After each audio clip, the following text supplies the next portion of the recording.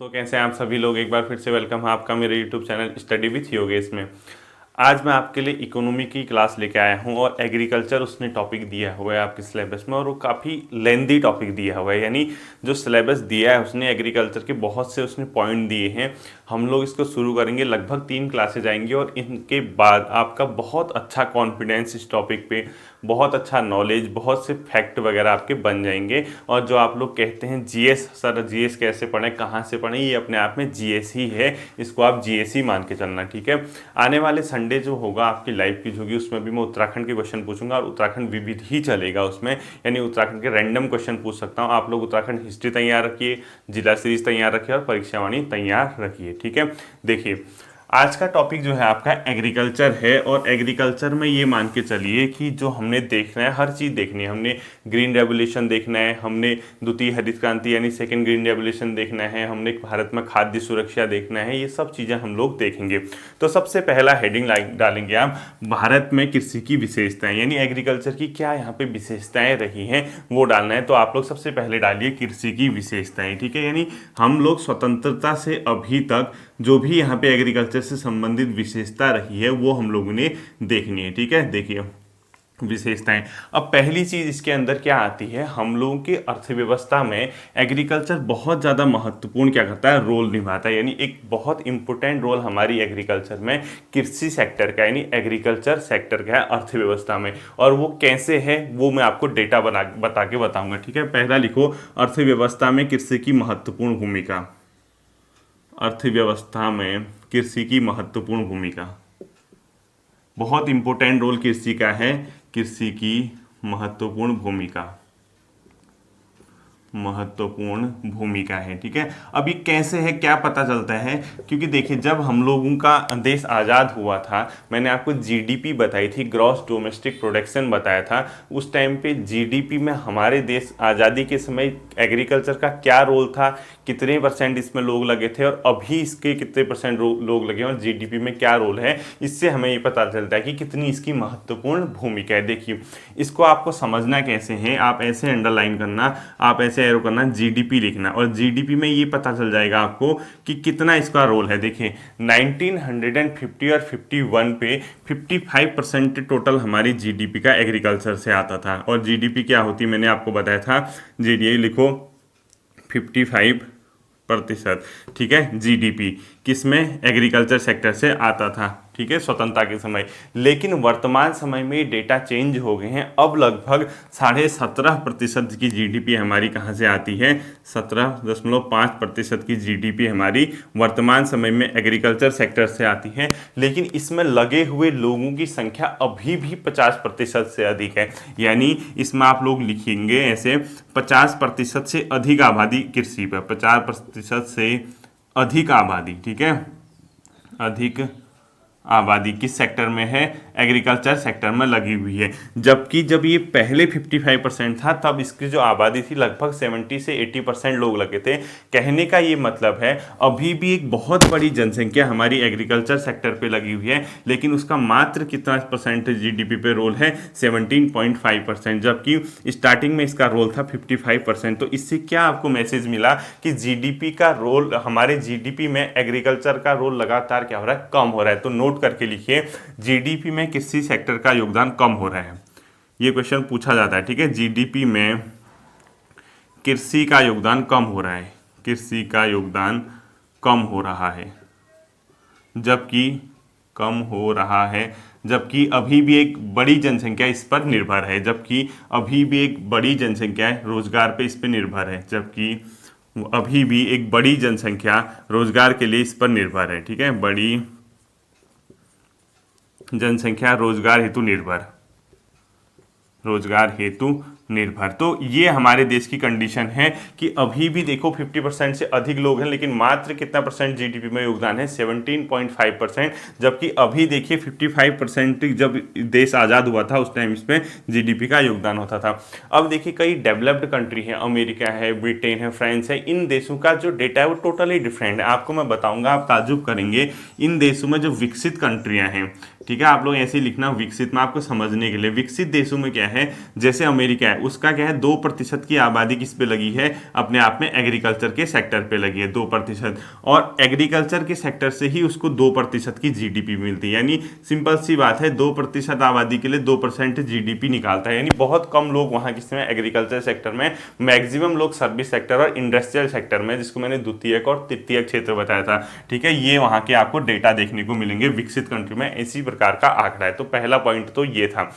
दूसरा लिखो, भारतीय अर्थव्यवस्था का ये सबसे बड़ा क्षेत्र है। यानी जो कृषि है वो भारतीय अर्थव्यवस्था का क्या लिखोगे, सबसे बड़ा क्षेत्र लिखोगे। सेकंड लिखोगे, भारतीय अर्थव्यवस्था का सबसे बड़ा क्षेत्र, अर्थव्यवस्था का सबसे बड़ा क्षेत्र है, सबसे बड़ा क्षेत्र। इसका मतलब यह है कि बहुत सी आबादी इस पे क्या करती है, रोजगार के लिए निर्भर रहती है। और ये एकमात्र ऐसा सेक्टर है भारत में जिसपे जो इंडिविजुअल इनकम टैक्स है, यानी जो कृषि सेक्टर है, इस पर व्यक्तिगत आयकर जो है नहीं लगता है। यानी एकमात्र ऐसा क्षेत्र जिस पर व्यक्तिगत आयकर यानी इंडिविजुअल इनकम टैक्स नहीं लगता है। एकमात्र क्षेत्र जिस पर, एकमात्र क्षेत्र जिस पर व्यक्तिगत आय नहीं, व्यक्तिगत जिस पर, व्यक्तिगत मतलब इंडिविजुअल, ठीक है, व्यक्तिगत आयकर नहीं लगता, आयकर नहीं लगता, वो कौन सा सेक्टर है, एग्रीकल्चर सेक्टर है। इसकी दूसरी विशेषता है। ठीक है, नेक्स्ट इसकी जो विशेषता आती है, भारतीय अर्थव्यवस्था का सबसे बड़ा असंगठित क्षेत्र है। असंगठित क्षेत्र का मतलब जो ऑर्गेनाइज्ड नहीं है, जिनका कोई रिकॉर्ड ही नहीं है, कोई डेटा ही नहीं है, किसी नियम कानून के तहत वो लगे नहीं है। जैसे एक संगठित क्षेत्र होता है, संगठित असंगठित में बताऊंगा, किसी एक्ट के तहत रजिस्टर होंगे, कुछ नियम होंगे, कानून होंगे उनके लिए, ठीक है, उनको एक निश्चित वेतन दिया जाएगा, निश्चित उनके आल लिए जाएंगे वर्किंग के, तो वो होता है संगठित क्षेत्र। अब असंगठित क्षेत्र का कोई डेटा ही नहीं है, कितने लोग काम करते हैं, कितना रोजगार मिल रहा है, क्या हो रहा है, तो इसका कुछ पता नहीं है। तो ये भारत में जो कृषि सेक्टर है, भारतीय अर्थव्यवस्था का सबसे बड़ा असंगठित क्षेत्र लिखो, भारतीय अर्थव्यवस्था का सबसे बड़ा असंगठित क्षेत्र, भारतीय अर्थव्यवस्था का सबसे बड़ा असंगठित क्षेत्र, सबसे बड़ा असंगठित क्षेत्र। ठीक है, असंगठित क्षेत्र कौन सा है, अपने आप में एग्रीकल्चर है। अब देखिए असंगठित क्षेत्र का कैसे पता चलेगा, आपको बताऊंगा कि अभी भी जो टोटल असंगठित क्षेत्र है, ठीक है, उसका 90% से अधिक लोग एग्रीकल्चर क्षेत्र में असंगठित हैं, जबकि टोटल देश में देखोगे 94% लोग असंगठित क्षेत्र में है। यानी आपका जो है टोटल मिला के 90% से अधिक असंगठित क्षेत्र को रोजगार ये देता है, जबकि 93% असंगठित क्षेत्र टोटल ही देश में है। ठीक है, देखिए लगभग ये क्या करता है, 90% असंगठित क्षेत्र को रोजगार, असंगठित क्षेत्र को रोजगार देता है। कोई डेटा ही नहीं है इनका, ठीक है, को रोजगार यही सेक्टर देता है। जबकि अदर टोटल देश में जो है, टोटल लिख लीजिए 93% असंगठित लगभग, ठीक है, 93% असंगठित है। ठीक है, ये डेटा है, उसमें से 90% को रोजगार तो एग्रीकल्चर, तो बहुत बड़ा क्या है, असंगठित क्षेत्र है। नेक्स्ट लिखोगे, कृषि का औद्योगिक क्षेत्र और राष्ट्रीय आय में एक प्रकार की क्या है, गहरा संबंध है। तो नेक्स्ट पॉइंट लिखोगे, कृषि का औद्योगिक व राष्ट्रीय आय से गहरा संबंध है। कृषि का, पूरा देखना इस वीडियो को तभी समझ आएगा। ठीक है, अभी मैं ग्रीन रेवोल्यूशन पे आऊंगा। औद्योगिक व राष्ट्रीय आय से गहरा संबंध, राष्ट्रीय आय से गहरा संबंध है। यानी कोई ऐसा नहीं कि ये एक दूसरे को हम सेपरेट करके रख सकते हैं, बिल्कुल नहीं, क्योंकि जो इंडस्ट्रियल सेक्टर है उसमें कृषि का बहुत बड़ा योगदान है। क्योंकि जो आप एग्रीकल्चर सेक्टर से लाओगे तो उसको इंडस्ट्री में ही भेजोगे, उसका विनिर्माण करने के लिए, उसको मैन्युफैक्चरिंग करने के लिए, तो वो औद्योगिक क्षेत्र से बहुत बड़ा डिपेंड, यानी उद्योग तभी पनपेंगे जब कृषि सेक्टर पनपेगा। क्योंकि एग्रीकल्चर में अच्छा खासा उत्पादन होगा, उसको चेंज करने के लिए आप कहाँ ले जाओगे, उद्योगों में। तो उद्योगों में जाएगा तो इन दोनों से मिलने वाली जो राष्ट्रीय आय है उससे क्या हो जाएगा, बढ़ जाएगी, यानी राष्ट्रीय आय में उसका योगदान क्या हो जाएगा, बढ़ जाएगा। ठीक है, ये भी आपको पॉइंट याद रखना है। नेक्स्ट हम लोगों ने क्या किया था, 1940 के लास्ट में, यानी आप 1939-49 के टाइम पे जब देश आजाद हुआ था, हमने क्या किया था, जो उद्योग है यानी औद्योगिक या इंडस्ट्रियल सेक्टर को भारत की अर्थव्यवस्था का प्रमुख प्रेरक शक्ति माना था। प्रमुख प्रेरक शक्ति का मतलब होता है प्राइम मूविंग सेक्टर, यानी एक ऐसी चीज जो अर्थव्यवस्था को गति दे, यानी प्राइम रूप से मूव करे, रोजगार दे। लेकिन जब औद्योगिक क्षेत्र फेल हुआ, उतने लोगों को रोजगार नहीं दे सका, क्योंकि अभी भी देखिए एग्रीकल्चर सेक्टर में ज्यादा लोग लगे हैं। तो सन 2002 में भारत सरकार ने कृषि सेक्टर को प्राइम मूविंग सेक्टर घोषित कर दिया। तो नेक्स्ट पॉइंट लिखोगे 1940 के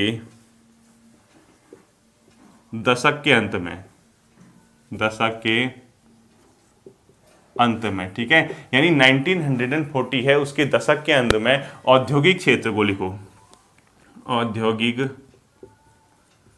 क्षेत्र को, यानी इंडस्ट्रियल जो सेक्टर है उसको भारत सरकार ने क्या किया था, प्रमुख प्रेरक शक्ति के रूप में रखा था, यानी प्राइम मूविंग सेक्टर, यानी प्राइम मूविंग सेक्टर लिख देना, ठीक है, प्रमुख प्रेरक शक्ति के रूप में रखा था। लेकिन जब ये सफल नहीं हो सका, सन 2002 में सरकार ने क्या कर दिया, कृषि को प्राइम मूविंग सेक्टर रख दिया, कृषि को प्रमुख प्रेरक शक्ति, ठीक है, प्रमुख प्रेरक शक्ति का मतलब है जो अर्थव्यवस्था को गति दे, मूव करे, ज्यादा लोगों को रोजगार दे, ज्यादा लोग इस पे लगे रहे, अच्छी खासी आय दे, तो इसको भारत सरकार ने कर दिया, ठीक है। तो कृषि की महत्वता ये इसमें बता रहे हैं। अब देखिए अभी जो है हमारे देश में लगभग अधिकांश जो कृषि है, हम लोग अब निर्यात भी करते हैं, बाहर भी भेजते हैं, एक्सपोर्ट भी करते हैं, इंपोर्ट भी करते हैं, लेते भी है, देते भी हैं, लेकिन अधिकांश जो कृषि सेक्टर हो मानसूनी वर्षा पे डिपेंड है। तो अगला लिखिए, लगभग 65% कृषि सेक्टर, लगभग 65% कृषि सेक्टर मानसून पर निर्भर है, ठीक है,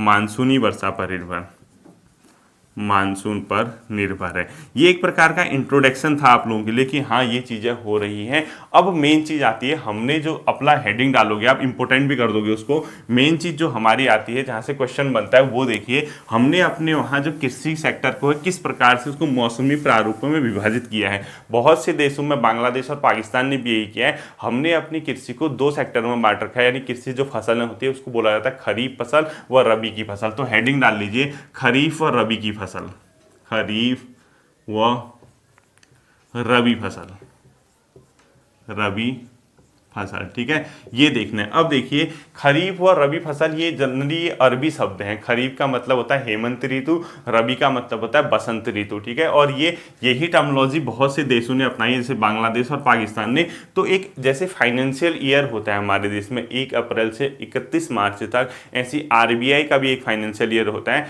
वैसे ही कृषि सेक्टर का भी हमारे यहाँ फाइनेंशियल होता है, मतलब यानी एग्रीकल्चर ईयर जिसको बोलते हैं, और वो जो चलता है आपसे वो जुलाई से कब चलता है, जून तक चलता है। तो लिख लीजिए जुलाई टू जून, ठीक है। ये क्वेश्चन पूछा जा सकता है कि भारत में कृषि का जो ईयर है वो कब से कब तक होता है, तो आप लिखोगे जुलाई से जून तक। अब देखिए इसमें हम 3 कैटेगरी के अंदर रखेंगे, आप ऐसे करना, ये प्रारूप है हमारे देश में, ठीक है। इधर लिखोगे आप खरीफ, इधर लिखोगे आप जायद, और इधर लिखोगे आप रबी, ठीक है। ये किस टाइम पे होता है इसके अकॉर्डिंग हमने डिवाइड किया है। जो एक खरीफ की फसल होती है वो अपने आप में जुलाई से अक्टूबर के बीच क्या की जाती है, मतलब बोई जाती है। तो इसको लिखो जुलाई टू अक्टूबर, यानी जुलाई से अक्टूबर के बीच इन खरीफ फसलों को बोया जाता है। और इसको जो बोने का टाइम हो, ग्रीष्म दक्षिण पश्चिम जो मानसून है, जो अब मानसूनी बरसात होगी उसको बोला जाता है दक्षिण पश्चिम मानसून, उस टाइम पे इसको बोया जाता है। तो इसको लिखो दक्षिण पश्चिम मानसून के समय, दक्षिण पश्चिम मानसून के समय इसको क्या किया जाता है, बोया जाता है। और साथ ही साथ इसके अंदर जो प्रमुख फसल हैं वो क्वेश्चन में पूछता है, तो लिख लीजिए चावल, ज्वार, बाजरा, पूरा लिखना है, ठीक है, चावल, ज्वार, बाजरा, ठीक है। ये सब के सब किसके अंदर आते हैं, खरीफ फसल के अंदर, यानी चावल, ज्वार, बाजरा। इसके अलावा मक्का आएगा, कपास आएगा, तिल आएगा, गन्ना आएगा, ठीक है। तो लिखो मक्का, इनको याद रखना है आपको, कपास, तिल और बाजरा भी हो गया, ठीक है। मक्का, कपास, तिल, गन्ना, सोयाबीन और मूंगफली। क्या लिखोगे, गन्ना, सोयाबीन और मूंगफली, गन्ना, सोयाबीन और मूंगफली। ये सब के सब क्या हैं, अपने आप में खरीफ की फसलें हैं जो इस टाइम पे उगाई जाती हैं। तो ये एक तो ईयर पर मतलब टाइम पता होना चाहिए कौन कौन से आते हैं। दूसरा आता है आपका रबी की फसल। रबी की फसल जो होती है वो अक्टूबर से मार्च के बीच होती है, ठीक है। तो रबी के नीचे लिखो आप अक्टूबर से मार्च, ठीक। और ये जो फसल हैं ये अपने आप में कौन से मानसून के समय होती है, शीत मानसून के समय, यानी जो दिसंबर अक्टूबर सितंबर में बारिश होती है उस समय पे होती है, यानी लौटता हुआ मानसून जिसको बोलते हैं शीत मानसून, या इसको ब्रैकेट में आप लोग लिखो उत्तर पूर्वी मानसून। उत्तर पूर्वी मानसून के समय इसका उगाए जाते हैं। अब देखो इसके अंदर की भी फसलें पूछता है पेपर में, गेहूं जौ चना मटर सरसों कर देना इसको, ठीक है, मेन गेहूं जौ चना सरसों मटर, गेहूं जौ चना सरसों और मटर, ये फसल इसके अंदर क्या आती हैं, उगाई जाती हैं। एक तीसरा आता है आपका जायद की फसल है, जो इन दोनों के मिड में, यानी आप मार्च से लेके जून के मध्य जो फसल उगाई जाएंगी उनको जायद फसलें बोलते हैं, यानी मार्च से जून के मध्य तक कौन सी, जायद। इसके अंदर क्या आएगा, जैसे खीरा आ गया आजकल, ककड़ी होगी, या इसके अलावा अपने आप में तरबूज हो गया, खरबूज तरबूज, ये सब के सब क्या हैं अपने आप में जायद की फसलें हैं, इसको कर लीजिए, ठीक है। ये सब फसलें जायद, तो आपको ये पता होना चाहिए कि कौन सी खरीफ है, कौन सी जायद है और कौन सी रबी की फसल है। ये तो हो गया अपने आप में खरीफ और रबी की फसल, इसको नोट कर लेना, इंपॉर्टेंट कर देना। इन फसलों के को किस टाइम पे उगाई जाती हैं, ये फसलों के नाम पूछेगा, कौन सी खरीफ की है, कौन सी जायद की है, कौन सी रबी की है, ठीक है, ये आपका कंप्लीट होना चाहिए। अब अगला हेडिंग ला लीजिए, भारत में खाद्य दर्शन, यानी फिलॉसफी क्या है भारत में खाद्य की, यानी philosophy of food in India, यानी भारत में खाद्य दर्शन, एक हेडिंग डाल लीजिए। ये आपको मैं सिर्फ समझा रहा हूं ताकि मैं हरित क्रांति समझा सकूं। भारत में खाद्य दर्शन यानी फिलॉसफी क्या है इस चीज की, ठीक है। अब देखिए भारत में 3 प्रकार के चरण आए, यानी पहला, दूसरा और तीसरा। पहला चरण क्या था, दूसरा चरण क्या था, तीसरा चरण क्या था। जब हम आज़ाद हुए तो पहला चरण जो था वो था आज़ादी से पहले के 3 दशकों तक, यानी 1980 तक। तो लगभग लिख लीजिए आप 1950 से 1980 तक। इसमें क्या हुआ था, भारत में क्योंकि उतना ज़्यादा खाद्यान्न भंडार नहीं था, खाद्यान्न का उत्पादन नहीं हुआ था, हम ब्रिटिश के गुलाम थे, हम उसी टाइम आज़ाद हुए थे। तो खाद्य दर्शन के अंदर जो पहला चरण है, हम लोगों ने जो निश्चय किया, हमने कहा कि खाद्यान्न की आवश्यकता को उत्पादन से हम लोग पूर्ण करेंगे, यानी जितना हम प्रोडक्शन करेंगे उतना हमारे देश में खाद्यान्न होगा और लोगों को मिलेगा। यानी इसमें क्या टारगेट था, खाद्यान्न उत्पादन को उत्पादन से पूर्ण, खाद्यान्न जरूरत को उत्पादन से पूर्ण करना, यानी हम बाहर से नहीं मंगाएंगे, भले ही हम उत्पादन करेंगे, उत्पादन से पूर्ण करना। और हमने इसमें बहुत हद तक सफलता भी पाई, क्योंकि यहाँ आगे हरित रेवोल्यूशन यानी ग्रीन क्रांति आ जाएगी, हरित क्रांति आ जाएगी, मैं आपको बताऊंगा। तो खाद्यान्न तक सबकी पहुंच हो सके, भौतिक पहुंच हो सके, उत्पादन हो सके, हमने ये टारगेट बनाया। तो इसमें लिखो खाद्यान्न तक भौतिक पहुंच सुनिश्चित करना, खाद्यान्न तक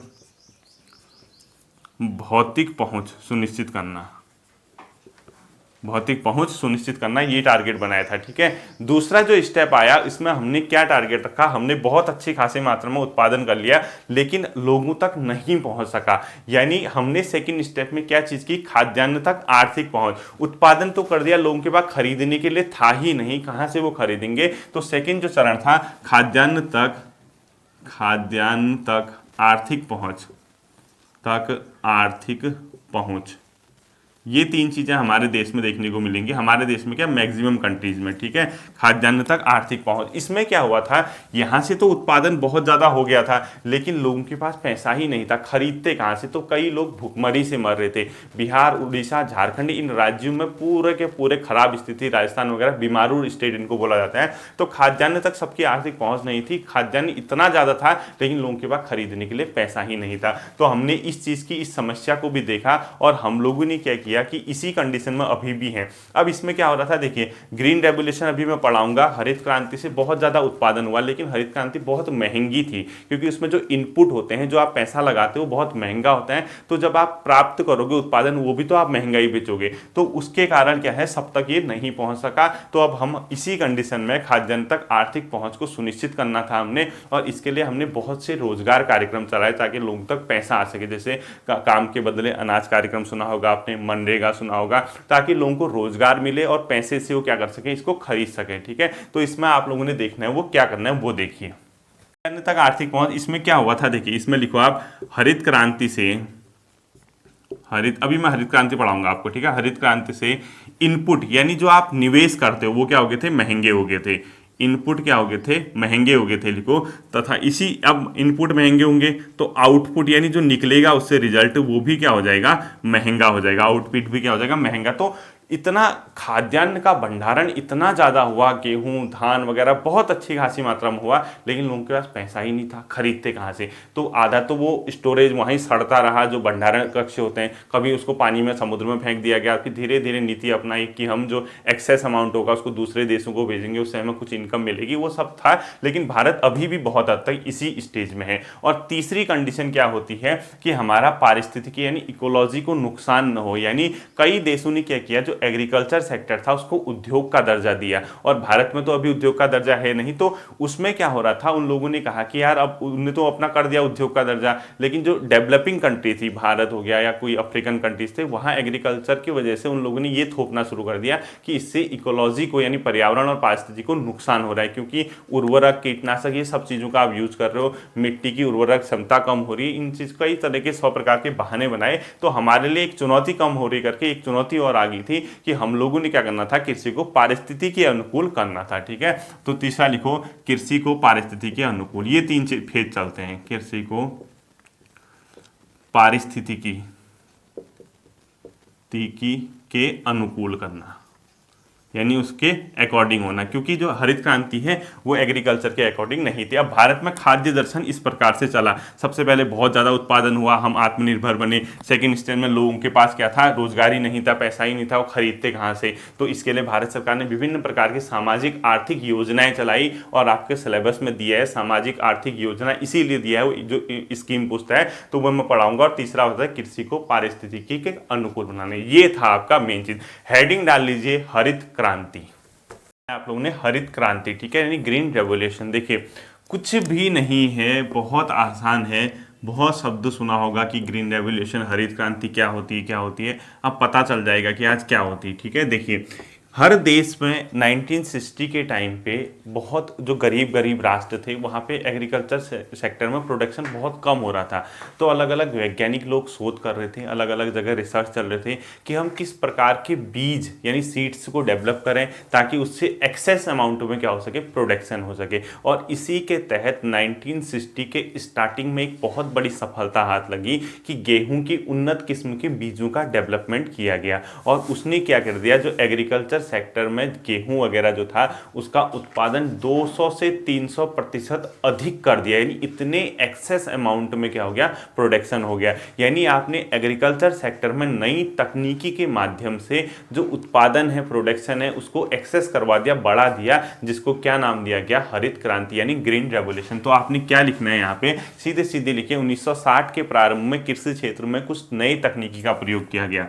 1960 के दशक में, ठीक है, कृषि क्षेत्र में नई तकनीकी का प्रयोग, कृषि बहुत अच्छे से समझना है, ठीक है, क्षेत्र में नए तकनीकी का प्रयोग, नए तकनीकी का प्रयोग यानी नई नई टेक्नोलॉजी, नए प्रकार के बीजों का प्रयोग किया गया, जिससे उत्पादन में क्या हो गया, बृहत मात्रा में क्या होगी, वृद्धि होगी। और इसी टेक्नोलॉजी को क्या बोला गया, हरित क्रांति यानी ग्रीन रेवोल्यूशन कहा गया। ठीक है, हरित क्रांति बोला गया। और इसने क्या किया, स्टार्टिंग में सबसे ज़्यादा गेहूं की ओर इसने ध्यान दिया, यानी गेहूं का मतलब स्टार्टिंग में इसने बहुत बढ़ाया। उसके बाद धान, यानी सर्वाधिक प्रभाव अगर किसी फसल पे पड़ा तो गेहूं पे हुआ, उसके बाद इसका धान पे। ठीक है, यानी सीधी सी बात है, प्रारंभ में इसने क्या किया, गेहूं के उत्पादन में बहुत ज़्यादा वृद्धि की, उसके बाद क्या किया, धान के उत्पादन में वृद्धि। तो अगर आपसे पूछता है कि सर्वाधिक प्रभाव किस पे पड़ा, गेहूं पे, फिर धान पे, ये आप लोग याद रखना। अब इससे हो क्या गया, जब ग्रीन रेवोल्यूशन आया, उत्पादन में लगभग 200 से 300% की क्या होगी, वृद्धि होगी। उत्पादन में 200 से 250% की क्या होगी, वृद्धि होगी। यानी इतना ज़्यादा उत्पादन हो गया कि अधिकतर राष्ट्र आत्मनिर्भर बन गए एग्रीकल्चर सेक्टर में। इवन इंडिया ने भी क्या किया, आत्मनिर्भर। जहां भारत पहले अमेरिका वगैरह से खाद्य संकट के चक्कर में आयात करता था, जब ये ग्रीन रेवोल्यूशन शुरू हुआ, इंडिया ने भी क्या किया, आत्मनिर्भरता के साथ, सेल्फ डिपेंडेंट होने के साथ दूसरे देशों को भेजना शुरू कर दिया। तो आप लोग ये ध्यान रखना। और इसका जो सबसे ज़्यादा श्रेय जाता है वो एक जर्मन वैज्ञानिक थे जिसका नाम था नॉर्मन बोरलॉग, जो कि मैक्सिको में एक रिसर्च कर रहे थे, ब्रिटिश स्कॉलर मतलब के अंदर, ठीक है। तो सीधी सी बात है, इसमें सर्वाधिक योगदान अगर पूछता है विश्व में हरित क्रांति को किसको जाता है, योगदान किसका है, तो ये हरित क्रांति का एक प्रकार से पितामह कहलाता है। इनका नाम था नॉर्मन बोरलॉग, ठीक है, नॉर्मन बोरलॉग, नॉर्मन बोरलॉग। इसको इंपोर्टेंट कर देना है, ठीक है, ब्रैकेट में विश्व में लिख देना है इसको। विश्व में हरित क्रांति का पिता कहलाता है नॉर्मन बोरलॉग। जबकि भारत में भी हरित क्रांति को लाया गया और उसमें 2 लोग थे, जिसमें एक प्रोफेसर थे एम स्वामीनाथन, जिसको हरित क्रांति का भारत में पितामह कहा जाता है। उनके साथ एक और व्यक्ति थे सी सुब्रमण्यम, ठीक है। तो क्या लिखोगे, स्वामीनाथन, भारत में एम स्वामीनाथन, स्वामीनाथन।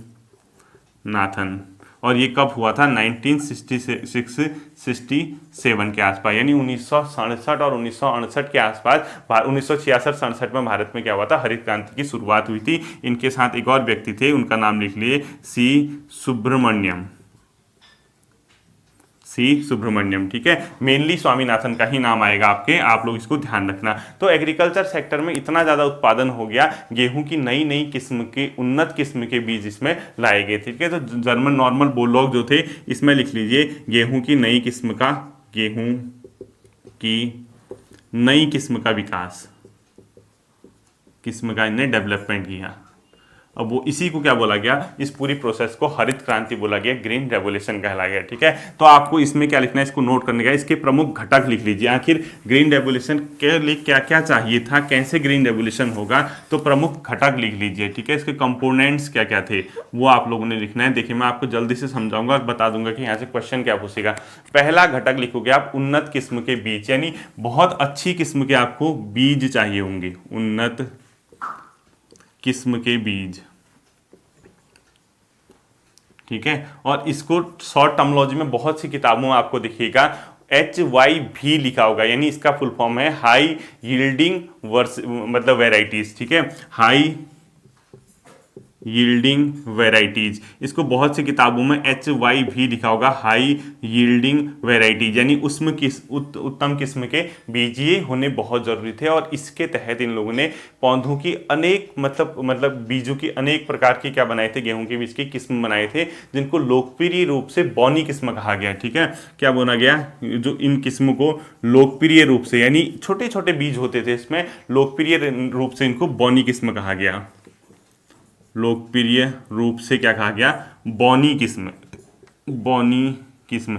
अब इसका ये फायदा होता था कि ये जो बौनी किस्म के थे, एक तो ये जो पौधे के अदर पोर्शन होते हैं उसके कंपैरिजन में ज़्यादा पोषण लेते थे, यानी इनको ज़्यादा पोषण मिलता था। दूसरा, ये बिना प्रकाश संश्लेषण में, यानी फोटोसिंथेसिस जो इफेक्ट होता है, यानी बिना प्रकाश सूर्य की किरणों के भी ये पनप जाते थे। सिंपल सी बात है, इसके इतना फायदा था कि एक तो ये क्या करते थे, अच्छी खासी मात्रा में पोषण प्रकाश लेते थे, दूसरा प्रकाश संश्लेषण के बिना भी चल जाते थे, ठीक है। तो लिखो, अच्छा पोषण लेते थे,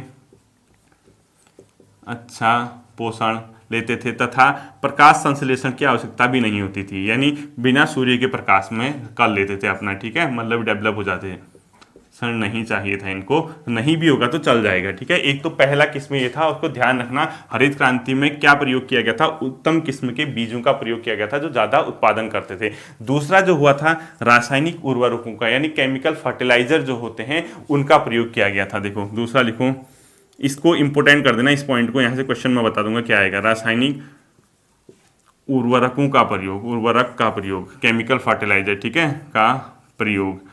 अब देखो, जो हाई यील्डिंग वेराइटीज होंगे, यानी उच्च किस्म के जो बीज होंगे, ये तब जाके पनपेंगे जब इनको अच्छी खासी मात्रा में केमिकल फर्टिलाइजर मिलेंगे। अब जैसे परंपरागत रूप से जो हम बीज उर्वरक वगैरह यूज करते थे वो इन पे नहीं चल पा रहे थे, तो हमने केमिकल फर्टिलाइजर यूज करना शुरू किया, और उसमें 3 प्रमुख केमिकल फर्टिलाइजर थे, यानी इसमें, और इस पर नाम पूछता है, इनमें कौन कौन से थे, एक नाइट्रोजन था, एक फास्फेट था और पोटाश था। तो इनके नाम लिख लीजिए, नाइट्रोजन, इसको इंपोर्टेंट कर देना, ही पूछता है किन उर्वरकों का प्रयोग किया गया, नाइट्रोजन, फास्फोट और तीसरा पोटाश। नाइट्रोजन, फास्फोट और पोटाश, NPK का यूज किया जाता है, इसको याद रखना। नाइट्रोजन लिखो, दूसरा पोटाश लिखो, एक फास्फेट लिखो, यानी नाइट्रोजन, फास्फेट और पोटाश। और इसको इंपोर्टेंट कर देना क्योंकि ये रासायनिक उर्वरकों का इसलिए प्रयोग किया गया, जो हाई यील्डिंग वेराइटीज थी इसकी, वो क्या कर रही थी, उनको पहले के जो परंपरागत रूप से हम उर्वरक यूज करते थे उस पर काम नहीं कर रहे थे, तो हमने केमिकल फर्टिलाइजर यूज करना शुरू किया, जिसके अंदर ये 3 के 3 मोस्ट इंपोर्टेंट करना। क्वेश्चन पूछा जाएगा कि कौन से उर्वरकों का हरित क्रांति में प्रयोग ज्यादा हुआ, नाइट्रोजन और उसके अलावा क्या फास्फेट, तीसरा पोटाश। तीसरा लिखोगे आप सिंचाई। तीसरा क्या लिखोगे, सिंचाई। ये घटक है इसके, ठीक है। बिना अच्छी खासी सिंचाई के मात्रा के आप लोग इस हरित क्रांति को सफल नहीं बना सकते थे, क्योंकि ये बहुत ज़्यादा मात्रा में पानी मांगते हैं। अब पानी मांगेंगे वो भी आर्टिफिशियल रूप से, एक तालाब टाइप की बना के, अच्छी खासी मात्रा में पानी होना चाहिए। तो ये हरित क्रांति इसीलिए आप देखना उन राज्यों में ज़्यादा सफल हुई जहाँ पे अपने आप में पानी का एक्सेस था, यानी पानी की अच्छी खासी मात्रा थी। पंजाब की ओर देख लीजिए, हरियाणा की ओर देख लीजिए, वेस्टर्न यूपी देख लीजिए, इसीलिए वहाँ क्या हुई, ज़्यादा सफल हुई, ठीक है। तो अगला सिंचाई के बाद चौथा घटक लिखना है आपने, फोर्थ लिखना, ठीक है। फोर्थ क्या लिखोगे, इसके बाद जो आता है रासायनिक कीटनाशक तथा जीवाणुनाशी का प्रयोग, यानी एक पेस्टिसाइड से होता है, एक जर्मिसाइड से होता है, यानी रासायनिक कीटनाशक, रासायनिक कीटनाशक व रासायनिक कीटनाशक व जीवाणुनाशी का प्रयोग लिखो, व जीवाणुनाशी, जीवाणुनाशी का प्रयोग, इसका लिए भी हरित क्रांति में प्रयोग बहुत ज़्यादा आवश्यक था, ठीक है। कीटनाशक को जो इंग्लिश में बोलते हैं वो पेस्टिसाइड्स बोलते हैं, और जीवाणुनाशी को बोलते हैं जर्मिसाइड्स, ठीक है। इसका प्रयोग करना बहुत था, क्योंकि जब बाहर से कोई किस्म लाओगे तो यहाँ जो देशज किस्म होगी, जो हमारी स्थानीय होगी, वो उसको पनपने नहीं देगी, क्योंकि स्थानीय लेवल पे अगर कोई चीज़ बाहर से पारिस्थितिकी में आती है वो उसको टिकने नहीं देती। ये क्यों लाया गया इसका प्रयोग, देशज किस्म से, एक तो देशज किस्म से, यानी जो हमारे देश की अपनी किस्म थे, इसके अलावा जो स्थानीय कीड़े होते हैं, स्थानीय कीड़ों से, स्थानीय कीड़ों से, और तीसरा क्या होगा, देखो देशज किस्म से, स्थानीय कीड़ों से, और तीसरा बीमारियों से। इन चीज़ों से, उन बीजों को बचाने के लिए इसका यूज किया गया, बीमारियों से बचाने हेतु, बीमारियों से बचाने हेतु तो कीटनाशक का प्रयोग किया गया, जीवाणुनाशी, तभी हरित क्रांति आगे बढ़ी, ठीक है। नेक्स्ट लिखो, रासायनिक खरपतवार नाशक होते हैं, एक प्रकार के हर्बिसाइड्स बोलते हैं और एक इसी प्रकार के खरपतवार नाशक होते हैं, उनका प्रयोग किया गया, ठीक है। नेक्स्ट लिखो, रासायनिक खरपतवार नाशक, रासायनिक खरपतवार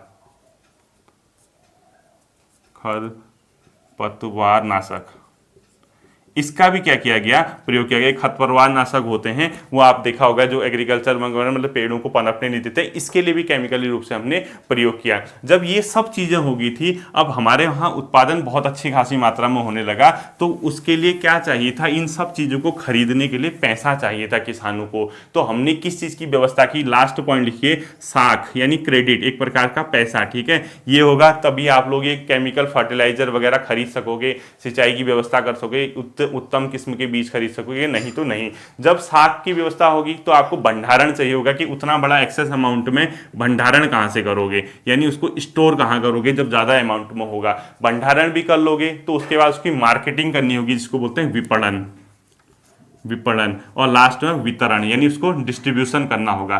तो इन चीज़ों की भी हमें आवश्यकता थी। हमने साख अलग अलग प्रकार की किसानों के लिए योजनाएं चलाई, किसानों के ऋण के लिए, भंडारण के लिए कोल्ड स्टोरेज वगैरह, मार्केटिंग के लिए परिवहन की व्यवस्था अच्छी की, और डिस्ट्रीब्यूशन के लिए हमने जो वो देखा होगा अपने राशन वगैरह की दुकानें, इस प्रकार के पीडीएस सिस्टम होते हैं, वो मैं आपको बताऊंगा, ठीक है। ये सब चीज़ें हमारी हरित क्रांति की क्या थे, घटक थे, और इन चीज़ों के बिना हरित क्रांति सफल नहीं हो सकती थी। अब जो आता है आज के टॉपिक की अंतिम चीज आता है, इसका क्या प्रभाव पड़ा हरित क्रांति का।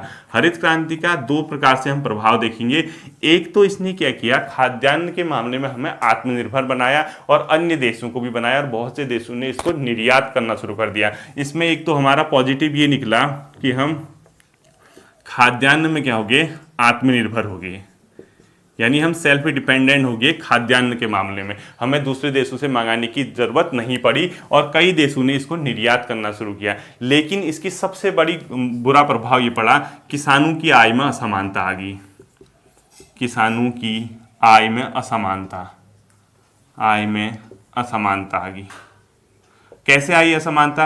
क्योंकि जो हरित क्रांति के घटक पड़े थे उतना चीजें खरीदने के लिए पैसा भी तो चाहिए। हरियाणा, पंजाब और पश्चिमी उत्तर प्रदेश के जो किसान थे ऑलरेडी संपन्न थे, उन्होंने तो सब चीजें खरीदी और उनके पास बहुत ज्यादा उत्पादन हो गया। तभी तो आपने देखा होगा पंजाब के किसान कितने संपन्न हैं, स्कॉर्पियो से बड़ी बड़ी गाड़ियों में घूमते हैं, उतना ज्यादा पैसा उन लोगों के पास है। और दूसरा बिहार के किसान, उड़ीसा के किसान, उनकी स्थिति देखो कितने गरीब हैं, महाराष्ट्र के किसान। तो हरित क्रांति से किसानों की आय में क्या आ गई? असमानता आ गई, पहली चीज। दूसरा, जल भराव के कारण मलेरिया जैसी बीमारियां आ गई, यानी खेतों में पानी जमा हो गया, यानी जल भराव हो गया, तो उसके कारण क्या आ गया?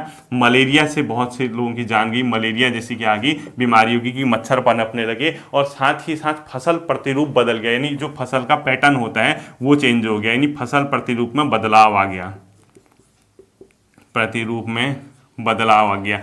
क्यों ये दाल वगैरह इतनी महंगी हुई आखिर? देखो, फसल प्रतिरूप चेंज हो गया। पहले जो दलहन, तिलहन, मक्का, जौ था, उसका स्थान किसने ले लिया? गेहूं और चावल ने। यानी दलहन लिखो, दालें, तिलहन, तभी तो इतना महंगा है तेल अभी, जौ, मक्का, इन सब का स्थान किसने ले लिया? गेहूं व चावल ने। तभी तो 2 रुपये किलो, 3 रुपये किलो गेहूं चावल मिल जाता है। लेकिन ये क्यों नहीं देते हैं 2 रुपये किलो, 3 रुपये किलो? क्योंकि ये इतना महंगा है। ठीक है, ये अब देखो, इसका सबसे ज्यादा प्रभाव, सबसे ज्यादा फायदा किसको हुआ? हरियाणा, पंजाब, मतलब इस हरित क्रांति का, वह वेस्टर्न यूपी, पश्चिमी यूपी को सर्वाधिक फायदा लिखो, पश्चिमी यूपी को सर्वाधिक फायदा हुआ इस हरित क्रांति से। ठीक है, सर्वाधिक फायदा हुआ। और लास्ट जो चीज है इसके प्रभाव में, इसने पारिस्थितिकी पर बहुत नेगेटिव प्रभाव डाला, यानी पारिस्थितिकी जो इकोलॉजी होती है, पारिस्थितिकी पर नकारात्मक प्रभाव डाला। कैसे नकारात्मक प्रभाव? इतने फर्टिलाइजर यूज कर रहे हैं आप लोग, वो पानी में बह के समुद्र में जाएंगे, जीव जंतु मरेंगे, कीड़े, मतलब जो पारिस्थितिकी उसको नुकसान होगा। साथ ही साथ आप लोगों ने मृदा की जो उर्वरक क्षमता है, क्योंकि एक ही प्रकार के फसल लगाओगे तो मिट्टी की उर्वरता क्या हो जाती है? कम हो जाती है। तो पारिस्थितिकी पर इस पर पूरा क्या पड़ा? नकारात्मक प्रभाव पड़ा। और उर्वरता इतनी हुई और जल स्तर भी घटता गया, यानी जो भूमि का जल जो लेवल है, पानी का वाटर लेवल, वो भी घटता गया। क्यों घटता गया? जो हाई यील्डिंग वेराइटीज हैं बीज की, आप यकीन नहीं करोगे 1 केजी चावल में 5 टन पानी खाता है वो वाला बीज। ठीक है, तो इतना जल स्तर उसको चाहिए। लोगों ने क्या लगा दी? खेतों में पंप वगैरह लगा के जितना पानी था उसको सोख लिया। इसका ये नेगेटिव प्रभाव था। ये आपका रहा ग्रीन रेवोल्यूशन और एग्रीकल्चर के आपके जो खरीफ, रबी वगैरह की फसलें थे। उम्मीद करता हूँ आपकी समझ आया होगा। इसको रिवाइज करना है, नेक्स्ट क्लास की कल आएगी। अपना ध्यान रखिए, फिर मिलते हैं आपके साथ। Thank you.